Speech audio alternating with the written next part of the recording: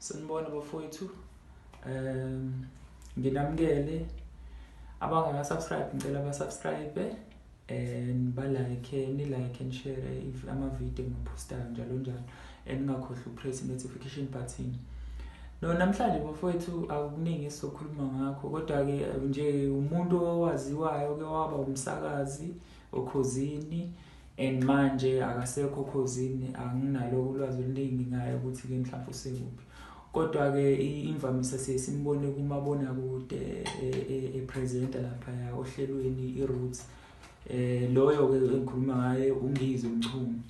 uNgizwe Mchunu sesimthole mhlambe kuma social media networks amaningi kakhulu Facebook, Instagram, Twitter yabo and post abantu abahlukahlukene angazi noma uyayithanda yini leyo nto kodwa ke kubalekile kuloko ukuthi ke aka postwa enza into enhle njalo uhlala ePika edelela abantu ekhuluma izinto lezi nalezi okunye nje okusanda kwenzeka njengamanje simthola enza interview lapha yana interview akade yenza waseke ebala nokuthi yena betravela usehambe kakhulu amazwe onke futhi uyisifundiswa yabona yonke leyo nto uma umuntu uyipublic figure akumele kube into ochoma ngayo noma oye uyiveze unjalo bakho ngayo kahle abantu basuke bekwazi vele kodwa basuke bedinga nawo ukuthi ke mhlambe ushare akwazi lutho lezinto manje I'm very innovated.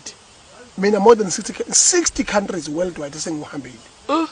So therefore I'm the first ever SABC DJ who have broadcasted internationally USA. Hayi kufisa lokazi.